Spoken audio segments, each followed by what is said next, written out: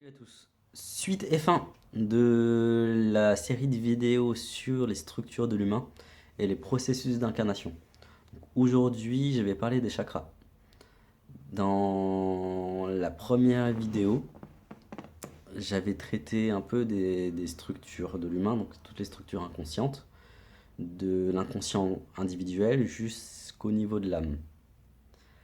Le niveau de l'âme, c'est une construction de lumière qui permet de choisir un chemin de vie pour, euh, pour une incarnation.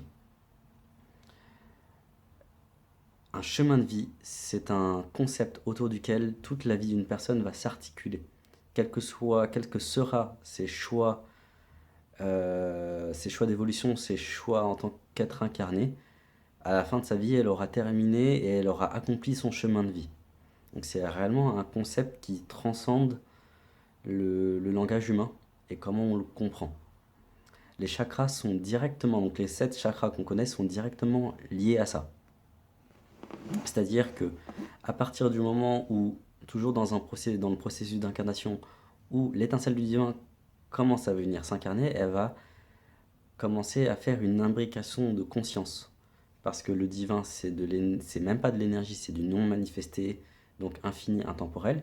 Et elle doit créer un corps limité, fini, du coup, avec une conscience limitée d'elle-même. Donc, et ça ne se fait pas ça ne se fait pas en 2 secondes. Il faut vraiment structurer énormément de niveaux, énormément d'énergie imbriquées les unes dans les autres à l'image des poupées russes pour pouvoir créer un être qui n'a plus la mémoire, qui n'a plus la conscience d'être divin, d'être issu du divin. Et ça, c'est en partie les chakras qui s'en occupent.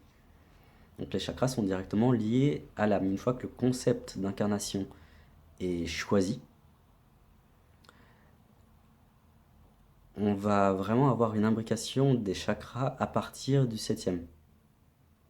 Puis, donc le septième, ça va être le cercle le plus grand, puis le sixième, le cercle le plus petit, le cinquième, le quatrième, le troisième, jusqu'au premier chakra, qui est le chakra le plus dense. Et je vais commencer par celui-ci. Avant ça, avant de parler de vraiment le rôle de chaque chakra, quel est notre rapport à chaque chakra et surtout à quoi ils servent au niveau de notre évolution personnelle, un chakra, c'est avant tout un univers en conscience, un univers qui est construit autour d'un thème précis et spécifique. Donc c'est d'où le lien avec l'âme, avec le niveau de l'âme qui choisit un concept. Sauf que, on va dire que les 7 chakras seront la traduction beaucoup plus humaine et beaucoup plus incarnée du concept de vie, du concept de l'âme, du chemin de vie. Le lien avec les corps subtils. J'avais un peu j'ai toujours cette interrogation et donc je vais voir ce que la lumière dit sur ça. Sur ce que... Euh, les chakras ne créent pas les corps énergétiques. Donc les 3 corps dont j'ai parlé et d'autres qui existent, donc que ce soit le corps physique, le corps émotionnel ou le corps mental, que j'ai décrit encore une fois dans ma dernière vidéo, je mettrai le lien en dessous, n'ont absolument rien à voir avec les chakras. On va dire que les chakras sont des univers qui nous servent à explorer un thème, un univers créé autour d'un thème précis. Les corps énergétiques, ce sont les constellations d'étoiles qui se baladent dans l'univers. Ce serait une image pour expliquer un peu la différence entre les chakras et les corps, euh, les corps énergétiques. Les corps énergétiques seraient plus d'ailleurs les galaxies. Toutes ces constellations d'étoiles, des milliards et des milliards de galaxies présentes dans un univers donné. C'est à peu près ça, la différence entre corps subtil et chakra. Sachant que pour en revenir au chakra, ce n'est pas une roue qui tourne pour moi. Je comprends en fait comment je perçois à mon niveau Un chakra, c'est lorsque je me branche sur un quelconque chakra, lorsque je me branche sur une personne pendant une séance, il n'y a aucun truc qui tourne. C'est vraiment un univers construit autour d'un concept. C'est comme ça que je le perçois. Donc, aller plus, plus en avant dans l'explication de est-ce que ça tourne, est-ce que ça tourne pas, c'est une roue d'énergie ou pas, je pourrais pas dire. Euh, donc, à quoi ça sert? Comme je l'ai dit, chaque chakra est centré autour d'un thème précis. Et donc là, je vais commencer à parler de chaque chakra, notre rapport avec chacun d'entre eux. Je vais commencer par le premier chakra. On parle d'ancrage souvent, et l'ancrage est directement lié à ce chakra. Le premier chakra, qu'est-ce que ça nous dit? C'est très lié à l'individualité incarnée. C'est le niveau de l'ego. C'est le chakra, qui d'ailleurs se structure en dernier, pendant le processus d'incarnation, qui pose l'individualité de la personne. C'est le niveau de l'enfant. C'est mon rapport à moi-même. Comment est-ce que je me comporte entre moi et moi? Quelle est l'image que j'ai de moi? Tout ça va être lié au premier chakra. Quelles sont les conséquences de mes choix par rapport à moi-même et comment est-ce que j'assume mes choix par rapport à moi? C'est au niveau de ce chakra que ça se passe, pas plus. C'est le niveau de l'enfant parce que on voit bien avec des enfants qui ont 2 ans et demi à peu près, il n'y a que du moi je, moi je, moi je, moi je. Les objets de ses parents sont ses objets, etc., etc. Il ne conçoit pas qu'il y ait autre chose que ses désirs à lui. Ça veut dire qu'il est dans une phase, un enfant, surtout à cet âge-là, est dans une phase où il construit son individualité par rapport à lui, d'abord par rapport à lui. C'est la priorité. C'est le niveau de la survie. C'est le niveau. La survie, c'est l'ego, hein. C'est le niveau dans lequel la survie va se structurer, va se construire. J'ai dit que ça pose les limites de l'individualité et c'est grâce à ce chakra que je sais que ce corps est le mien et que mon individualité est liée à ce corps. Et que lorsque ce corps va se déconstruire, lorsqu'il y a un processus de mort, mon individualité va se déconstruire avec. Il ne reste rien après la mort de l'individualité. Excepté lorsque l'ego au cours du vivant est tellement puissant et tellement prononcé qu'il est conservé après la mort. Mais ça, c'est une autre voie d'évolution. Mais c'est pas une voie d'évolution viable à terme. Au bout d'un moment, il y a un processus de réintégration au niveau des parts plus profondes et plus hautes. Donc, ça, c'était le premier chakra. Donc, c'est mon rapport à moi, le niveau de l'enfant, le niveau de l'ego. Si vous voulez explorer votre ego, donc votre identité, allez explorer votre premier chakra. Ce qui se passe en ce moment depuis des années, on va dire ça comme ça, c'est qu'on est dans un processus de remise en place de l'ego. C'est-à-dire que l'ego, pour le moment, est super mal placé. C'est en train de se résoudre. C'est pour ça qu'il y a autant de thérapie. C'est que l'ego est mal placé. C'est le système de survie, l'individualité est mal placée. C'est le premier chakra est dans une logique de territoire. Je défends mon territoire. Parce que je ne conçois pas qu'il y ait l'autre, qu'il y ait autre chose que moi-même. C'est pour ça que c'est très important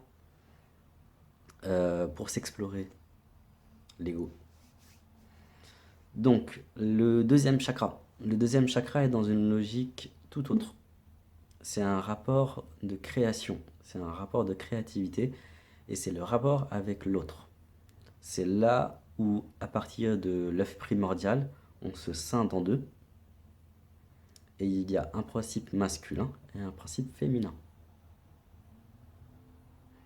Ce chakra est lié à la jouissance de la création. Tous les artistes sont branchés là-dessus en fait. Absolument tous les artistes. Et plus généralement, tout le monde commence à être branché sur ce chakra-là. Parce que jusqu'à présent, on était branché sur une logique de survie, donc sur une logique de premier chakra et une logique d'ego dans la société. Maintenant, on commence à voir des gens qui sont directs et des enfants qui sont directement branchés sur leur rapport à leur créativité, à qu'est-ce que je suis venu poser dans ce monde. Qu'est-ce qui me fait jouir de manière fondamentale. C'est pour ça qu'on a des personnes qui ne peuvent plus aller se nier dans des entreprises. Ce n'est pas plus, pas moins que ça.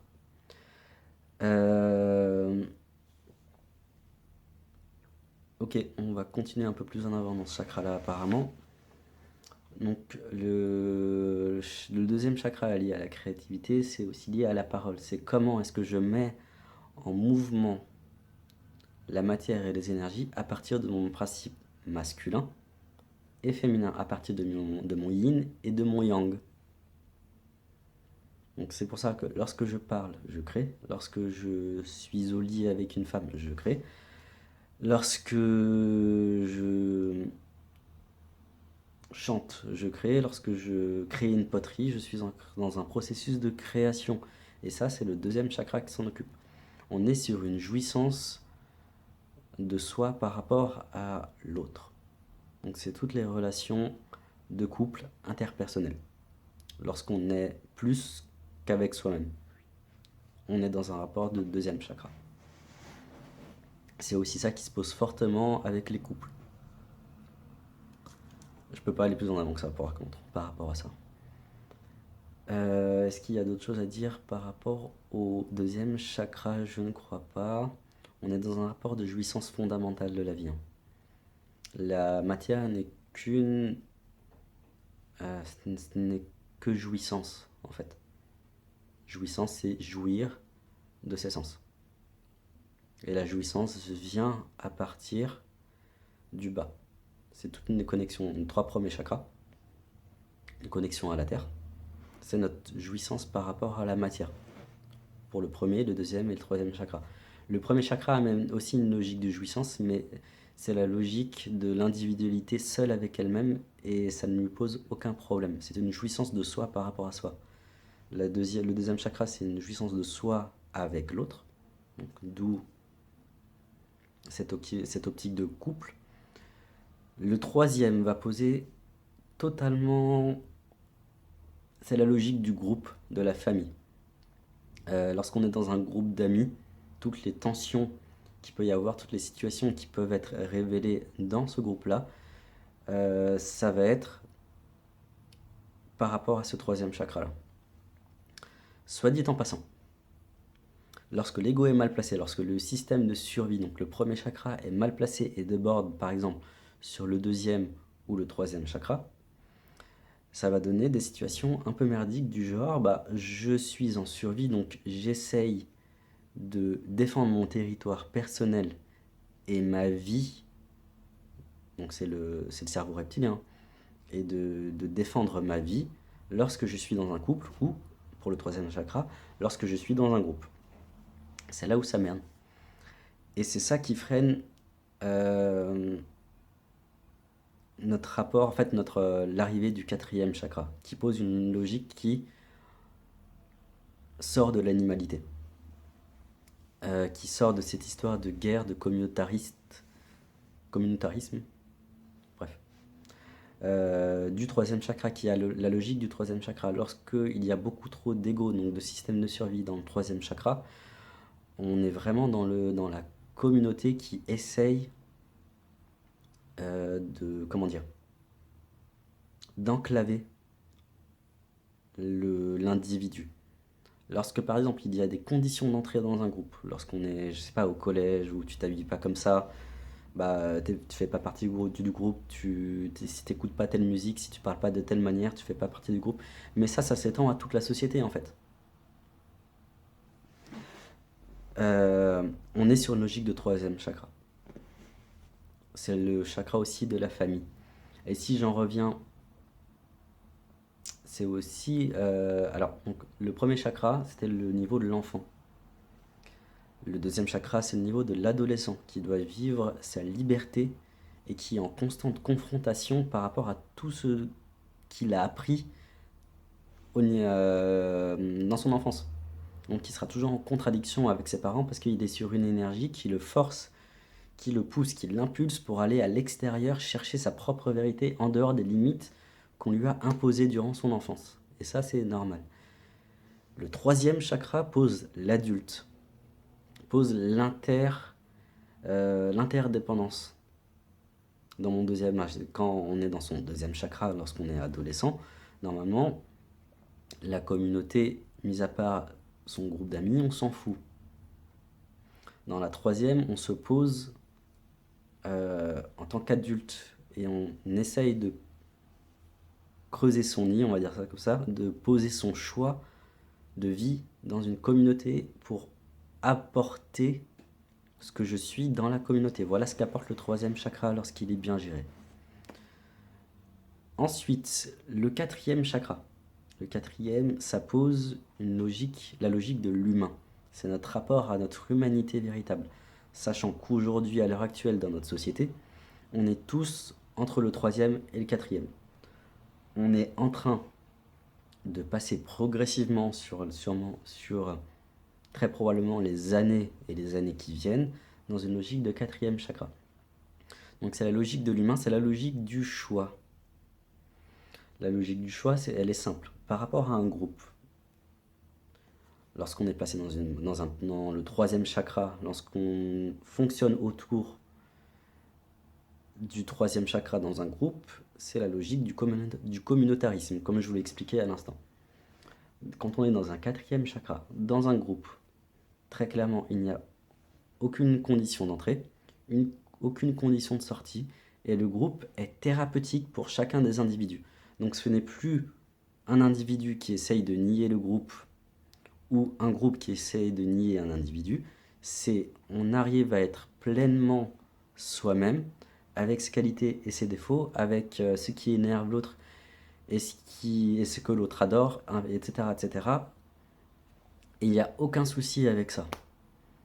Ça, je l'ai déjà vécu plusieurs fois. Et c'est un truc qui est clairement disponible depuis environ 4 ans. Et ça fait vraiment pleinement 2 ans que, dans ma vie en tout cas, j'arrive progressivement à l'expérimenter. Et c'est exactement pareil dans un couple. Ce n'est plus le couple qui nie l'individu, ce n'est plus un individu qui nie le couple ou qui essaye de dominer l'autre. C'est une entité de 2 individus, de 2 individualités, de 2 égos, qui sont pleinement eux-mêmes et qui créent une troisième entité, un troisième être, une troisième énergie, un troisième paradigme nommé le couple, le nous. Et ça, c'est déjà disponible. Il y a plein de gens autour de moi qui commencent véritablement à poser leur individualité, ce qu'ils sont venus faire dans ce monde-là, dans un couple et dans un groupe. Et ça, c'est grâce au quatrième chakra. L'information qui passe, toujours très intéressante, c'est le niveau des saints et des maîtres. Mais c'est plus saint.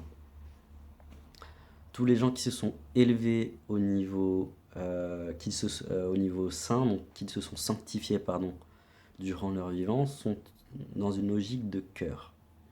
Lorsque je me branche sur le quatrième chakra, derrière, je perçois le divin directement.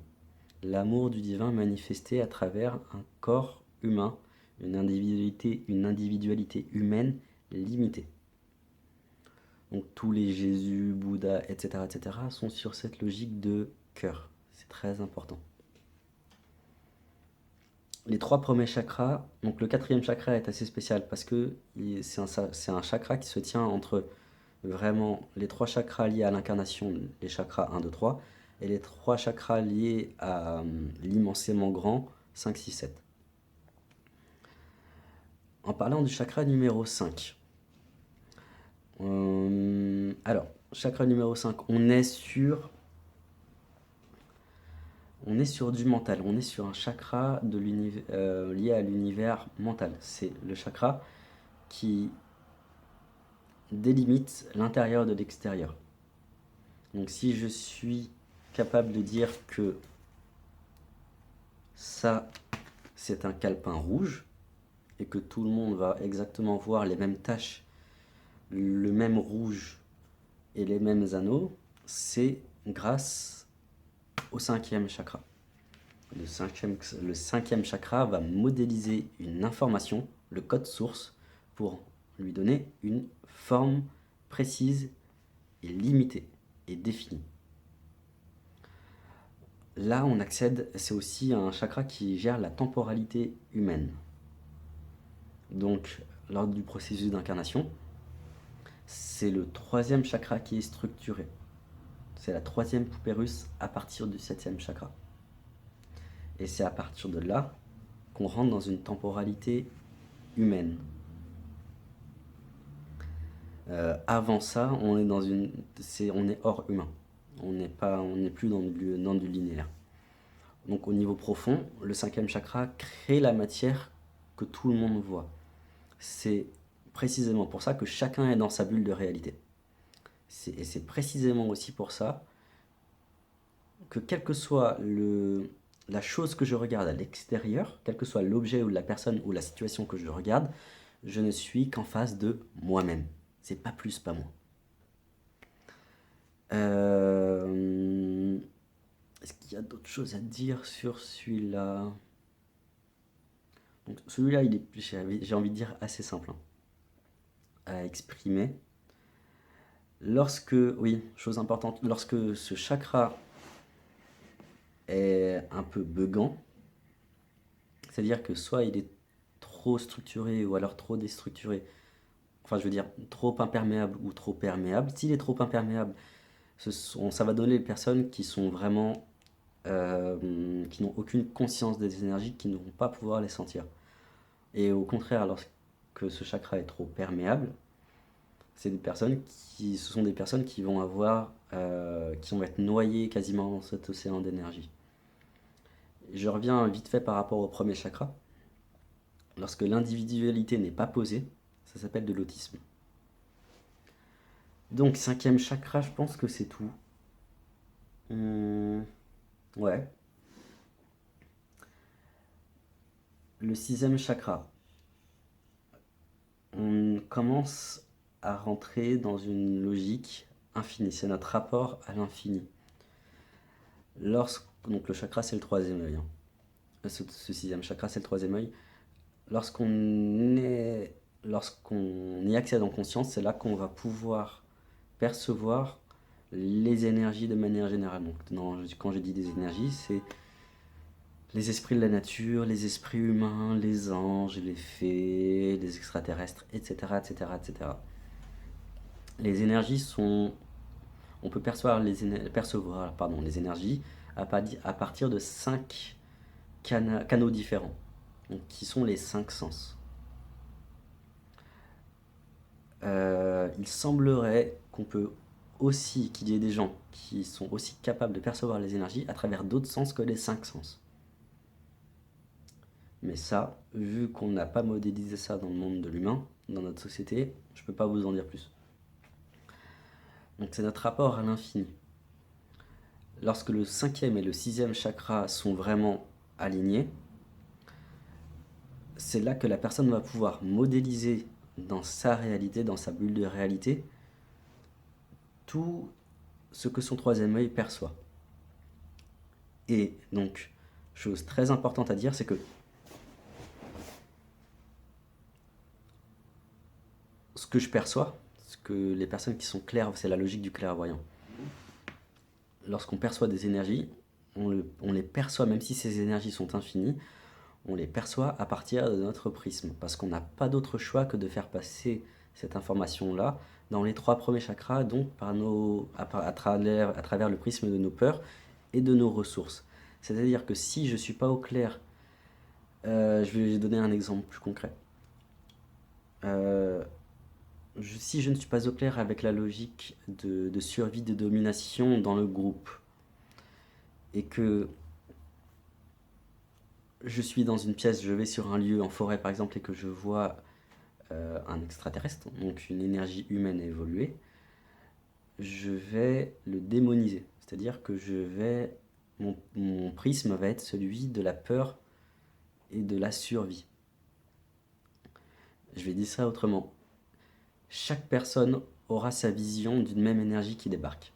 Même si cette énergie, c'est l'archange Gabriel en personne, chaque personne verra l'archange Gabriel à partir de son prisme et ne le verra pas du tout de la même manière, au point parfois qu'ils le prennent pour un démon.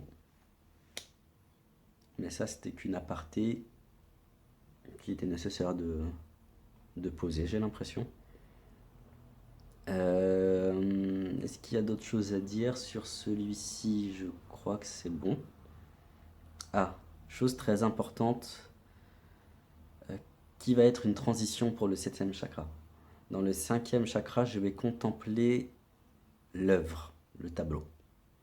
Dans le 6e chakra, lorsque je perçois ce tableau avec mon 6e chakra, je vais savoir quelle couleur a été utilisée pour ce tableau, à quel degré, est-ce que cette couleur a été mélangée. Je vais pouvoir vraiment voir tout le sens caché de ce tableau-là.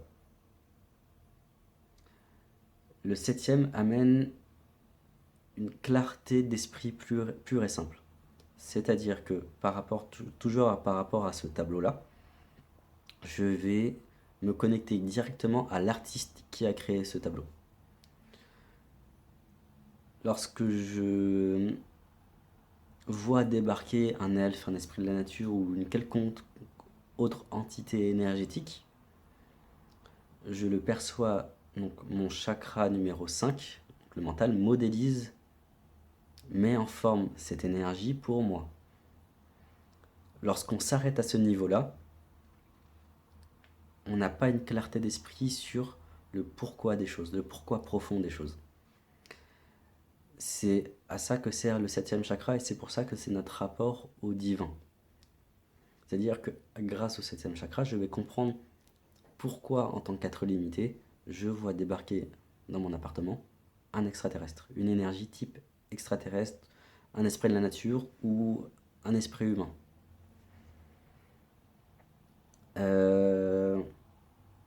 Donc on n'a pas besoin d'être dans les énergies, d'avoir des perceptions énergétiques pour acquérir ce niveau, étant donné que c'est le niveau naturel de l'humain. C'est ce qu'on appelle le ressenti naturel de l'humain, ou l'intuition, ou être clairvoyant, etc., etc., etc. Peu importe le mot qu'on lui donne, derrière il y a le même concept. Je touche la même chose derrière chacun de ces 5 concepts-là. Est-ce qu'il y a d'autres choses à dire? Ouais, le 7e chakra, le 7e et le 6e. Donc le 6e c'est mon rapport à l'infini. Le 7e c'est mon rapport à l'infinité, l'intemporalité. Lorsque je contemple le monde à partir de ce 7e chakra-là, je perçois que le monde n'est qu'une construction de lumière, que tout est divin, que tout est de l'ordre du divin, pas plus. Dans le 6e, je perçois que tout est infini et qu'on est en fait, que je ne vis que dans un niveau de rêve et qu'il y a une infinité de niveaux de rêve. Dans le 5e chakra, je perçois que je vis dans un de ces niveaux de rêve. Voilà à peu près pour les 7 chakras. Alors oui, il y en a d'autres. Il y a d'autres, ce qu'on appelle les nouveaux chakras, enfin je sais pas comment ça s'appelle, mais j'ai eu vent, j'avais lu quelques articles à l'époque, comme quoi l'être humain serait connecté maintenant à des chakras beaucoup plus global, je sais pas. Alors ce ne sont pas des chakras. Un chakra, c'est quelque chose qui est déjà très personnalisé pour une incarnation. Lorsqu'on parle de chakra de 8e, de 9e, de 10e, de 12e ou 20e chakra, on parle de quoi? On parle de niveau dimensionnel direct. Alors, qu'est-ce que ça veut dire? Je découvre en même temps que vous. Les niveaux dimensionnels directs, ça veut dire qu'on est en train d'accéder à un nouveau paradigme en tant qu'humanité, pas en tant qu'individu. Par rapport au 8e chakra, ça nous renvoie à l'humanité par rapport à la Terre, comment se comporte l'humanité par rapport à la conscience de la Terre. La Terre n'étant pas qu'une roche en fusion avec des arbres, des forêts, les plaques tectoniques. C'est comme l'être humain, une imbrication de conscience qui est venue jouer son rôle dans cet univers-là. Et son rôle à la Terre, c'est d'accueillir une multiplicité de vies impressionnante. Parce qu'il n'y a pas que les humains sur la Terre. Il y a les animaux, on va dire les animaux, il y a les végétaux, il y a les minéraux, il y a les microbes. Et elle accueille toutes ces vies sur une infinité de plans vibratoires. C'est très important, très très important. Donc le 8e chakra renvoie à ça, renvoie vraiment à le rapport qu'a l'humanité, le rapport qu'a un groupe d'humains par rapport à la Terre. C'est à partir de là qu'on va pouvoir vraiment poser une symbiose avec la trame du vivant, avec les pierres, les plantes, les animaux et les humains, de manière un peu plus saine. Parce que jusqu'à présent, on était sur une logique de 3e chakra, ou une logique de territoire, ou si je décide de raser une forêt pour construire mon parc d'attractions, ça ne me pose pas de problème. Mais c'est parce que je ne prends pas en compte les choix qu'a fait la Terre et ma vision des choix de la Terre. Donc c'est-à-dire que je ne suis pas apte, lorsqu'on rentre, je vais dire ça autrement, lorsqu'on rentre dans une logique du 8e chakra, on commence à vraiment s'intégrer à son environnement de manière saine, de manière locale et vivante. Comme le font par exemple tous les gens qui créent des écolieux depuis 10 ans à peu près. Ils commencent, ce sont eux les premiers qui ont commencé à intégrer cette énergie, qui ont commencé à incarner cette énergie pour qu'elle soit disponible pour l'ensemble de l'humanité. Le 8e renvoie aussi à l'interdépendance entre espèces. Donc l'être humain n'est qu'une espèce parmi tant d'autres. Nous ne sommes pas la seule espèce intelligente. Et chaque espèce a son intelligence et son rôle à apporter. Et on n'est pas au-dessus du panier parce qu'on a colonisé la plupart des continents. Le 9e chakra nous renvoie à quoi? Alors, qu'est-ce qu'il dit ce 9e chakra? Donc c'est encore un cran au-dessus, c'est mon rapport à l'univers. Et précisément mon rapport à la conscience qu'a l'univers de lui-même et de l'humain. Je peux pas dire plus pour le moment, j'ai l'impression. Et je pense que je vais m'arrêter là tout simplement parce que j'ai l'impression que j'en ai dit assez. Donc merci d'avoir suivi cette vidéo. Je vous dis à très bientôt pour une nouvelle vidéo. Je pense que je vais d'ailleurs faire une vidéo un peu plus poussée sur les corps subtils parce que ça m'intéresse aussi de voir quels sont les autres corps subtils qu'on a, à quoi ils nous servent. Le mois de février, pendant le mois de février, il y a plein d'ateliers que j'ai posés, il y en a 7 ou 8 que j'ai posés, je crois. Je mets le lien vers ma page Facebook où il y a vraiment tous les ateliers, leurs dates, etc., leur description. Si tu as aimé cette vidéo, n'hésite pas à la partager ou à mettre un pouce bleu, ça m'aide à être mieux référencé et ça laisse la possibilité à d'autres personnes qui seraient intéressées par le sujet à venir me voir. Et voilà, je vous dis à très vite et à la prochaine, salut!